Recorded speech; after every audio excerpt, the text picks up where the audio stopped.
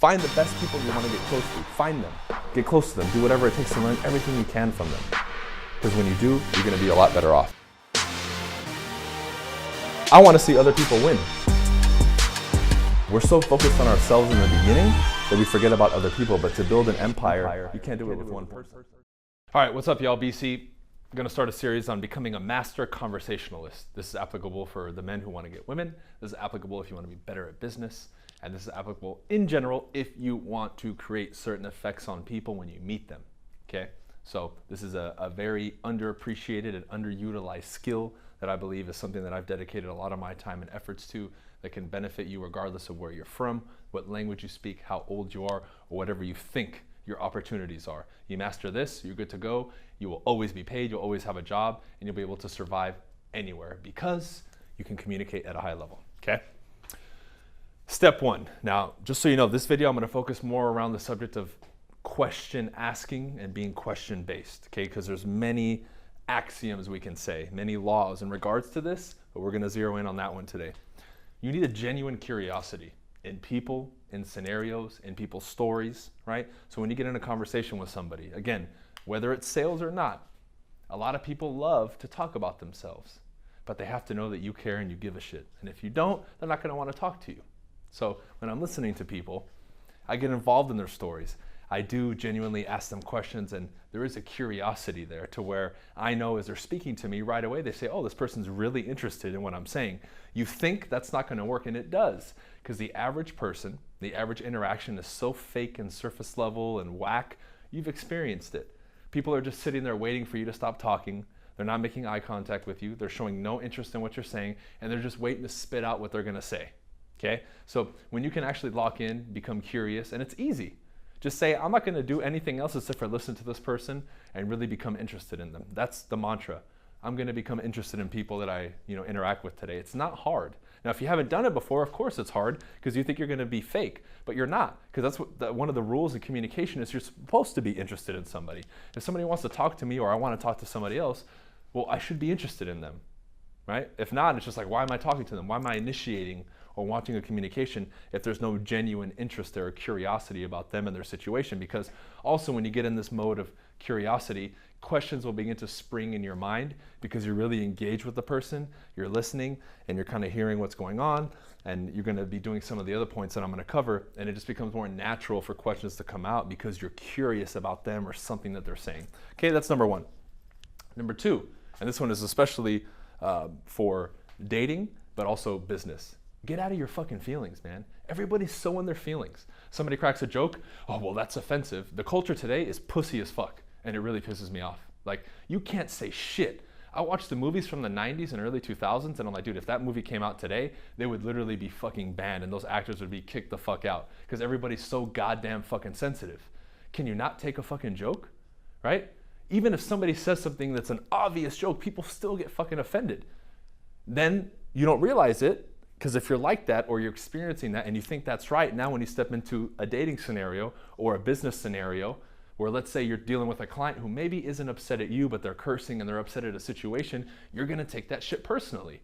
And you're gonna be doing this and backing away instead of being able to sit there objectively from the outside, listen to what they're saying, empathize with their situation, and then present a solution or be able to communicate with them knowing that the emotions not only are not directed at you, but you don't have to fucking get in this battle with people, man. And that's one of, I think, my most lethal weapons is I'm not in my feelings when I'm talking to people. Now, I can connect with somebody's story, because that's one of the other points about, being able to experience, which we're going to cover in a second.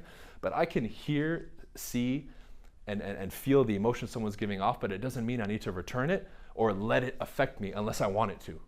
And that's the key. So when someone is talking to you and you're dealing with people maybe who are irate or who are just on some kind of high emotionally, you can't just let it throw you off. And it's because you get in your feelings. And the main one is you take shit too personally. Let's say somebody does diss you, or you get with a client and you talk to them and they're maybe because they're in a bad mood, they're being disrespectful. Why are you taking it personal? As a communicator, you are only the effect. An effective communicator, a master conversationalist is only the effect of a communication or emotions when they want to be.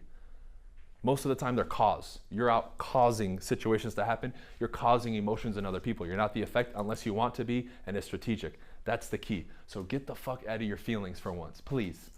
Number 3, you got to meet them where they're at.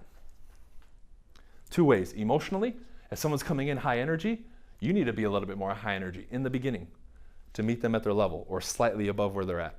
If they're super low and they're giving a sigh, you can come in like that.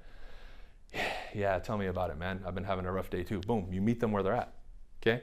If you're in a sales situation and you call somebody, they're upset, and they start talking to you about a certain scenario, your questions and curiosity need to be around that scenario. Where people make the mistake is they want to bring in something from left field because they think, well, I'm supposed to follow the script or something else. You are, but you got to meet them where they're at, not only emotionally and their state, but also with the subject matter. And that's a difficult one for a lot of people in the beginning because it requires you to be swift on your toes and be calm and be able to enter a situation and quickly be able to decipher where you're at. Okay? Another example, right? You go to a club and you want to approach a group and they're all jumping and they're all loud and energetic. You can't come in like this, hey, what's up, guys? You can't do that. You're out. They're not going to want to pay attention to you. You're not at that level.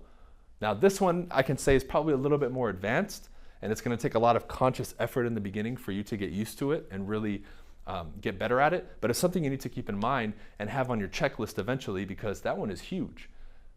A big part of that that is taught traditionally in simpler terms is mirroring and matching. That's a piece of that you learn from NLP.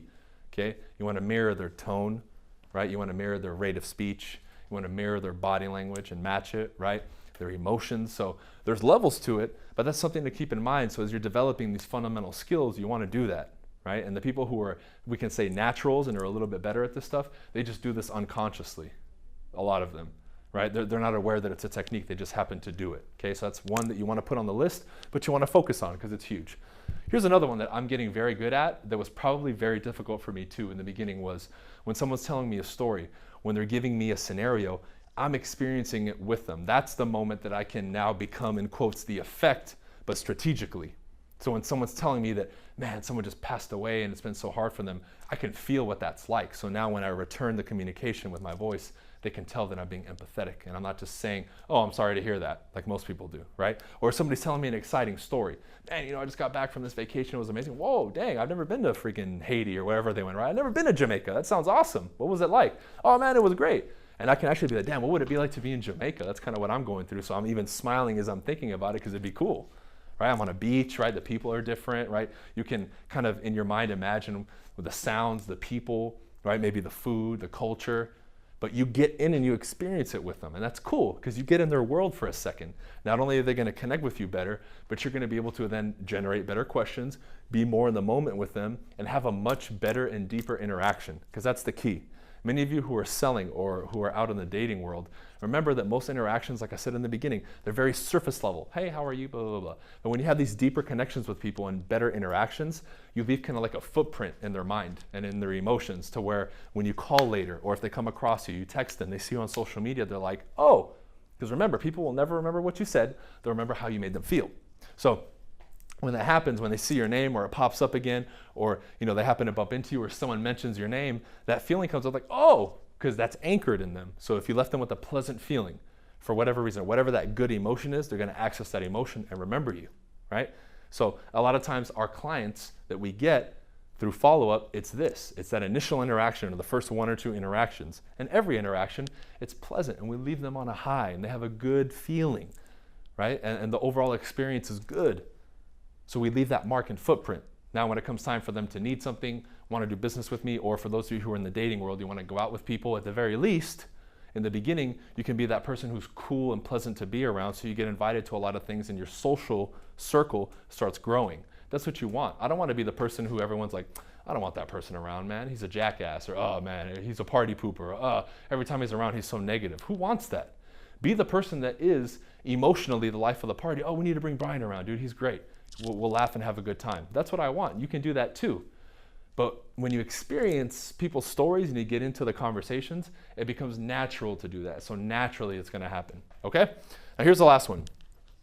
People get too caught up, especially in sales or in any situation really.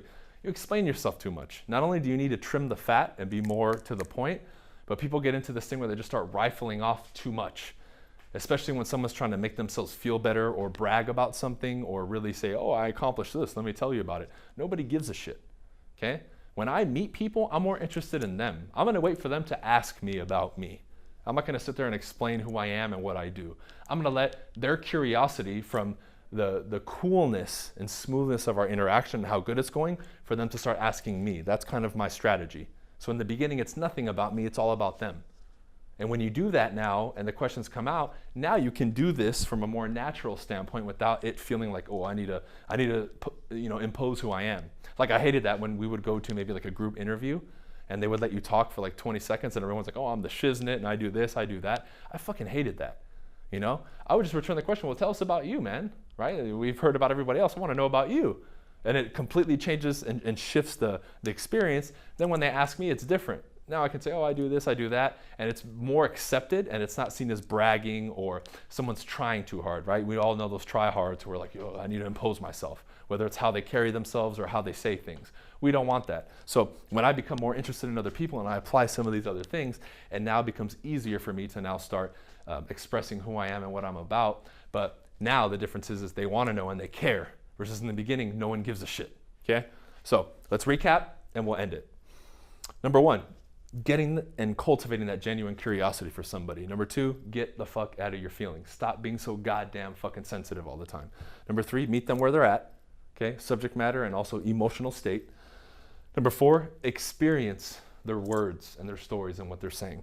And number five, stop explaining yourself so much. Trim the fat off things that you maybe have to explain, even from a sales standpoint, but get to the point where people start asking you those things through your interactions that they want you to explain. Then from that position, you're a lot stronger, okay? That's it for this one, guys. Make sure you subscribe.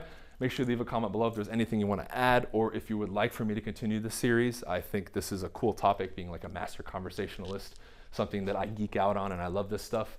If you guys want to join Modern Success, my coaching program, I'll put the link in the description. We have a huge community and we focus on things like this that I don't really talk about on YouTube, but I think are extremely, extremely important.